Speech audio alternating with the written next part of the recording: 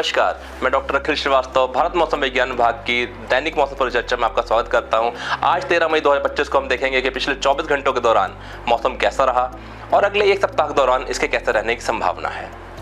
अगर पिछले 24 घंटों के मौसम के बारे में बात करें तो थंडरस्टॉर्म एक्टिविटी, इसके साथ साथ स्क्वाली गस्टी विंड जिसमें कि जो हवा गति थी वो 70 से 100 किलोमीटर के बीच में देखी गई है। कुछ एक स्थानों पर मध्य महाराष्ट्र में, तटीय आंध्र प्रदेश में और सौराष्ट्र और कच्छ में। इसके साथ साथ 40 से 70 किलोमीटर प्रति घंटे की रफ्तार से जो हवा की गति है वो देखेगी उत्तराखंड, हरियाणा, पूर्वी उत्तर प्रदेश में, पश्चिमी मध्य प्रदेश, गंगीय पश्चिम बंगाल, बिहार, झारखंड, उड़ीसा, पूर्वोत्तर भारत में मराठवाड़ा, तमिलनाडु, रायलसीमा, तेलंगाना और दक्षिणांत कर्नाटक में। वहीं कल के दिन जो है वो वेरी हैवी रेनफॉल यानी कि बहुत भारी वर्षा जो है वो रिपोर्ट हुई है दक्षिणांत कर्नाटक में और सब हिमालयन पश्चिम बंगाल में और सिक्किम में। इसके साथ साथ तो हैवी रेनफॉल है, भारी वर्षा जो है वो तमिलनाडु के कुछ स्थानों पर, रायलसीमा, उत्तरी आंतरिक कर्नाटक, अरुणाचल प्रदेश, असम, मेघालय, अंडमान निकोबार आइलैंड्स में, बिहार, उड़ीसा और मध्य महाराष्ट्र में रिपोर्ट की गई है। धूल भरी आंधी भी जो पूर्वी राजस्थान में सीकर में रिपोर्ट की गई है। इसके साथ साथ अगर हम बात करें मुख्य रूप से अगर हम दक्षिण पश्चिम मानसून के बारे में, तो कल पिछले 24 घंटों के दौरान जो है वो वाइड स्प्रेड मॉडरेट रेनफॉल हुई थी जो हमारा निकोबार आइलैंड्स है वहाँ पर, और उसके साथ साथ में हैवी रेनफॉल भी कुछ एक स्थानों पर रिपोर्ट की गई है निकोबार आइलैंड्स में। यानी कि जो हमारा पिछले 2 दिन का अगर हम देखें तो वाइड स्प्रेड रेनफॉल के साथ साथ आइसोलेटेड स्कैटर्ड हैवी रेनफॉल जो है वो चल रही है निकोबार आइलैंड्स में। और इसके साथ साथ जो वेस्टर्ली विंड्स हैं, जो पश्चिमी हवाएं हैं, उनकी स्ट्रेंथ भी लगातार 2 दिनों में बढ़ रही है। जो हमारा बंगाल की खाड़ी का दक्षिणी हिस्सा है वहाँ पर, निकोबार आइलैंड्स में और अंडमान सी में। इसके साथ साथ जो पश्चिमी हवाएं हैं उनकी जो विंड स्पीड है 1.5 किलोमीटर की हाइट पर हम देखें समुद्री सतह से तो 20 नॉट या उससे ऊपर चल रही है। और इसके साथ साथ जो हमारी वेस्टर्ली विंड्स हैं, जो दक्षिणी जो हमारा बे ऑफ बंगाल का क्षेत्र है, निकोबार आइलैंड्स हैं और इसके लगे अंडमान सी में, उनकी जो डेप्थ है वो 4.5 किलोमीटर तक हो गई। यानी कि सतह से लेकर के 4.5 किलोमीटर तक वेस्टर्ली विंड्स जो प्रिवेल कर रही है।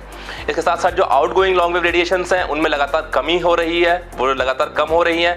और पिछले 2 दिनों के दौरान ये 200 वाट पर मीटर स्क्वायर से कम थी, 190 और 170 वाट पर मीटर स्क्वायर थी 12 मई और 13 मई को। क्राइटेरियाज को सेटिस्फाई करने के कारण साउथ वेस्ट मानसून जो है वो आज एडवांस कर गया है some parts of south Bay of Bengal में, साउथ अंडमान सी में, निकोबार आइलैंड्स में और जो some parts of north Andaman sea में आज। यानी कि 13 मई 2025 को साउथ वेस्ट मानसून, दक्षिण पश्चिम मानसून जो है बंगाल की खाड़ी का जो दक्षिणी क्षेत्र है, साउथ अंडमान सी जो है, दक्षिण अंडमान सी है, निकोबार आइलैंड्स हैं और कुछ क्षेत्र जो है जो उत्तरी अंडमान सी का है वहां पर आज 13 मई को पहुंच गया है। इसके साथ साथ कंडीशंस जो है वो फेवरेबल है इसके और आगे जो साउथ वेस्ट मानसून को और आगे बढ़ने की। और इसके साथ अगले 3 से 4 दिनों के दौरान जो है ये कुछ पार्ट जो है जो साउथ अरेबियन सी का, तो दक्षिणी अरब सागर है वहां, मालदीव एरिया, कोमोरिन एरिया और इसके साथ साथ जो दक्षिण बंगाल की खाड़ी का कुछ क्षेत्र है, जो अंडमान निकोबार का जो बचा हुआ इलाका है, जो रिमेनिंग पार्ट है अंडमान सी का और कुछ क्षेत्र जो है जो मध्य बंगाल की खाड़ी का है उसको उसमें आगे बढ़ने की इसके अगले 3-4 दिनों में संभावना है दक्षिण पश्चिम मानसून के। अगर हम बात करें मानसून के अतिरिक्त और क्या क्या मौसमी घटनाएं थी जो भारतवर्ष प्रभावित कर रही थी, तो हम देखेंगे एक पश्चिमी विक्षोभ यानी वेस्टर्न डिस्टर्बेंस जो है वो 73 डिग्री ईस्ट लॉन्गिट्यूड पर और 32 डिग्री नॉर्थ लैटिट्यूड पर केंद्रित था एक ट्रफ के रूप में। इसके साथ साथ एक ट्रफ जो है वो सौराष्ट्र से लेकर के जो हमारा ईस्ट सेंट्रल अरब सागर है यानी कि जो हमारा पूर्वी मध्य अरब सागर है वहां पर स्थित था। और इसके साथ साथ एक साइक्लोनिक सर्कुलेशन चक्रवाती परिसंचरण जो है वो उत्तराखंड पर लोअर ट्रोपोस्फेरिक लेवल पर देखा गया। एक चक्रवाती परिसंचरण यानी साइक्लोनिक सर्कुलेशन जो है वो पूर्वी उत्तर प्रदेश और उससे लगे हुए बिहार पर केंद्रित था और इस साइक्लोनिक सर्कुलेशन से एक ट्रफ रेखा जो है वो दक्षिण उड़ीसा तक जा रही थी छत्तीसगढ़ से होते हुए। इसके साथ साथ अगर हम बात करें पूर्वोत्तर भारत की, तो वहां पर एक साइक्लोनिक सर्कुलेशन चक्रवाती परिसंचरण जो है वो नॉर्थ ईस्ट आसाम पर स्थित है लोअर ट्रोपोस्फेरिक लेवल पर। और जो अंडमान का सी है हमारा, जो अंडमान का जो हमारा समुद्री क्षेत्र है वहां पर एक साइक्लोनिक सर्कुलेशन यानी चक्रवाती परिसंचरण जो है वो 1.5 से 7.6 किलोमीटर की जो ट्रोपोस्फेयर का एरिया है वहां पर जो है देखा गया। इसके साथ साथ एक ट्रफ जो है वो पश्चिमी विदर्भ से लेकर के जो केरला का उत्तरी इलाका है वहां तक देखा गया। और ये जो हमारा साइक्लोनिक सर्कुलेशन एक मराठवाड़ा पर था वो इसके साथ में मर्ज हो गया है। और हाइलाइट्स की मानसून के अतिरिक्त तो हम देखेंगे कि रेनफॉल जो है वो थंडरस्टॉर्म गस्टी विंड के साथ में जो हमारा दक्षिणी प्रायद्वीप क्षेत्र है और उससे लगा हुआ जो मध्य भारत का इलाका है वहां अगले 5 दिनों तक रह सकती है। इसके साथ साथ जो आइसोलेटेड हैवी रेनफॉल है वो भी आंध्र प्रदेश में, कर्नाटक में, केरला, तमिलनाडु में अगले 3 दिनों के दौरान होने की संभावना है।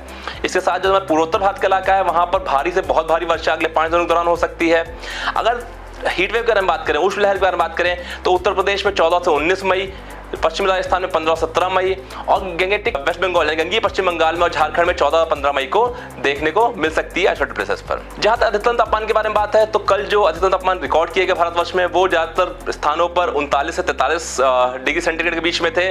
जो स्थान हमारे वेस्ट राजस्थान में, पश्चिमी राजस्थान में, पूर्वी मध्य प्रदेश में, कई स्थानों पर उड़ीसा में, बिहार में, तेलंगाना, रायलसीमा में, कुछ एक स्थानों में गंगीय पश्चिम बंगाल में, तमिलनाडु में, तटीय आंध्र प्रदेश में, इसके साथ साथ हरियाणा, चंडीगढ़, दिल्ली, विदर्भा, पूर्वी राजस्थान, पूर्वी उत्तर प्रदेश, पश्चिमी मध्य प्रदेश, छत्तीसगढ़, इन सभी में कुछ स्थानों पर भी ये अधिकतम तापमान जो है 39 से 43 डिग्री सेंटीग्रेड की रेंज में थे। कल अधिकतम तापमान के बारे में बात करें तो पूर्वी उत्तर प्रदेश में जो बांदा जिले में 43.4 डिग्री सेंटीग्रेड तापमान जो देश में सबसे ज्यादा था वो रिकॉर्ड किया गया। अगर हम तापमान के पूर्वानुमान पर बात करें तो अगले 4 दिनों के दौरान 2 से 4 डिग्री सेंटीग्रेड तक तापमान में वृद्धि हो सकती है उत्तर पश्चिम भारत के ज्यादातर क्षेत्रों में, और उसके बाद के जो 2 से 3 दिन है उसमें कोई खास परिवर्तन नहीं होगा। वहीं पूर्वी भारत की बात करें तो मैक्सिमम टेम्परेचर जो है, अधिकतम तापमान जो है उनमें अगले 3 दिनों तक कुछ खास परिवर्तन नहीं होगा, और उसके बाद इनमें 2 से 3 डिग्री सेंटीग्रेड की गिरावट आने की संभावना है। गुजरात में मुख्य रूप से 3 से 5 डिग्री सेंटीग्रेड तक अगले 7 दिनों में तापमान बढ़ सकते हैं। इसके साथ साथ अन्य क्षेत्रों में जो भारतवर्ष के अधिकतम तापमान में कुछ खास परिवर्तन होने की संभावना नहीं है। अगर हम वेदर वार्निंग पर बात करें, मौसम चेतावनी के बारे में बात करें तो आज के लिए जो मेघालय है वहां पर एक्सट्रीमली हैवी रेनफॉल के लिए चेतावनी जारी की गई है। इसके साथ साथ असम में, अरुणाचल प्रदेश और नागालैंड, मणिपुर, मिजोरम, त्रिपुरा में कुछ स्थानों में भारी से बहुत भारी वर्षा की चेतावनी जारी की गई है और ऑरेंज वार्निंग इशू की गई है। वहीं सिक्किम में भी आज जो है कुछ स्थानों पर बहुत भारी वर्षा होने की संभावना है, जिसके लिए ऑरेंज वार्निंग इशू की गई है। दक्षिण पूर्वी भारत की बात करें तो हमारे तटीय आंध्र प्रदेश, तेलंगाना, मध्य महाराष्ट्र, मराठवाड़ा, आंतरिक कर्नाटक, इसमें दक्षिण आंतरिक कर्नाटक, उत्तरी आंतरिक कर्नाटक, रायलसीमा, इन सभी क्षेत्रों में ऑरेंज वार्निंग इशू की गई है। यहाँ पर जो थंडरस्टॉर्म एक्टिविटी है वो 50 से 60 किलोमीटर प्रति घंटे की रफ्तार से हवाएं चल सकती हैं, जिनकी गस्टीनेस जो है वो 70 किलोमीटर तक भी हो रह सकती है। इन क्षेत्रों में जो है आइसोलेटेड हैवी रेनफॉल की वार्निंग भी जो तटीय आंध्र प्रदेश है वहाँ पर, रायलसीमा में, आंतरिक कर्नाटक में, तटीय कर्नाटक में, इसके साथ साथ जो हमारा मध्य महाराष्ट्र, मराठवाड़ा है वहाँ पर भी होने की संभावना है। तेलंगाना में कुछ स्थानों पर ओलावृष्टि होने की भी संभावना है। इसके साथ अगर हम उत्तर पश्चिम भारत बात करें तो जम्मू कश्मीर, राजस्थान, जो पश्चिमी मध्य प्रदेश है, गुजरात में, यहाँ पर थंडरस्टॉर्म एक्टिविटी हो सकती है। 30 से 40 किलोमीटर से लेकर 50 किलोमीटर प्रति घंटे की रफ्तार से हवा देखने को मिल सकती है। वहीं पूर्वी भारत की बात करें तो गैंगेटिक पश्चिम बंगाल, गंगीय पश्चिम बंगाल में, झारखंड में, उड़ीसा में हॉट एंड ह्यूमिड वेदर रहने की संभावना है। साथ साथ तमिलनाडु में भी आज हॉट एंड ह्यूमिड वेदर रहने की संभावना है। वहीं निकोबार, अंडमान निकोबार में भी आज बहुत भारी वर्षा कुछ स्थानों पर होने की चेतावनी जारी की गई, ऑरेंज वार्निंग इशू किया गया है। 14 और 15 मई के बारे में तो हम देखेंगे कि जो हमारा मेघालय का क्षेत्र है वहां पर एक्सट्रीमली हैवी रेनफॉल होने के लिए ऑरेंज वार्निंग इशू की गई है। इसके साथ साथ असम में, अरुणाचल प्रदेश में वेरी हैवी रेनफॉल हो सकती है 14 तारीख को। जो हमारा मध्य भारत का कुछ क्षेत्र है, छत्तीसगढ़, विदर्भ, जो हमारा इंटीरियर महाराष्ट्र का क्षेत्र है, तेलंगाना है और तटीय आंध्र प्रदेश है, यहाँ पर जो थंडरस्टॉर्म एक्टिविटी हो सकती है, गस्टी विंड्स जो है 50 से 60 किलोमीटर से 70 किलोमीटर तक रह सकती है, और इसके लिए ऑरेंज वार्निंग इशू की गई है। वहीं पश्चिम जो हमारा मध्य प्रदेश है, पूर्वी राजस्थान है और साथ गुजरात का जो राज्य है, और जो हमारा कर्नाटक का, तमिलनाडु, केरला, इन सभी स्थानों पर येलो वार्निंग इशू की गई है। यहाँ पर जो है विंड स्पीड जो है वो 30 से 40 से लेकर के 50 किलोमीटर प्रति घंटे की रफ्तार से रह सकती है, और जो भारी वर्षा है वो भी तमिलनाडु में, केरला, कर्नाटक में और रायलसीमा में भी कुछ स्थानों पर हो सकती है 14 मई को। अगर वहीं हम हीट वेव की बात करें तो 14 मई को एक नया जो स्पेल है वो हमारा एक्सपेक्टेशन है कि ईस्ट यूपी में शुरू हो सकता है, पूरी उत्तर प्रदेश में जो 14 से 19 तारीख तक चल सकता है।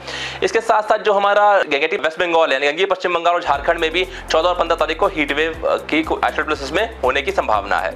वही जो पश्चिमी राजस्थान है वहाँ 15, 16, 17 में भी हीट वेव होने की संभावना है।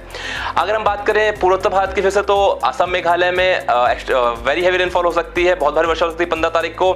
इसके साथ साथ बिहार और वेस्ट बंगाल में, गंगीय पश्चिम बंगाल और बिहार में जो हवा है वो बहुत तेज हो सकती है, 50 से 60 किलोमीटर तक थंडरस्टॉर्म, लाइटनिंग, गस्टी विंड्स की वार्निंग जारी की गई है।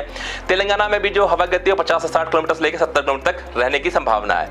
इसके साथ साथ जो बाकी का जो मध्य भारत का क्षेत्र है उससे लगा हुआ पूर्वी भारत और दक्षिण पूर्वी भारत का क्षेत्र है वहां पर थंडरस्टॉर्म एक्टिविटी होने की चेतावनी जारी की गई है 15 तारीख को। यहाँ पर येलो वार्निंग इशू की गई है, जहाँ विंड की जो स्पीड है वो 30 से 40 किलोमीटर से लेकर 50 किलोमीटर तक रहने की संभावना है।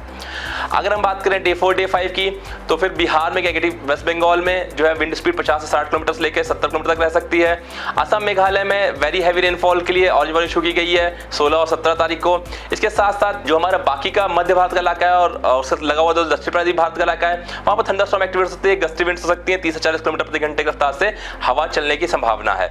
अरुणाचल प्रदेश में और नागालैंड, मणिपुर, मिजोरम, त्रिपुरा में कुछ एक स्थानों पर भारी वर्षा होने की भी संभावना है 16 और 17 तारीख को। अगर हम 18-19 तारीख की बात करें तो इसमें मुख्य रूप से जो केरला है वहां पर कुछ एक स्थानों पर हैवी रेनफॉल हो सकती है, भारी वर्षा हो सकती है और इसके लिए येलो वार्निंग हो गई है। वहीं उत्तर प्रदेश में जो है हीट वेव की कंडीशन जो है वो परसिस्ट कर सकती है 18-19 तारीख को, और इसके लिए वहां पर हीट वेव की चेतावनी जारी की गई है कुछ एक स्थानों के लिए। आज के लिए इतना ही, कल फिर मिलेंगे इस तरह की नई जानकारी के साथ में। तब तक के लिए नमस्कार, जय हिंद।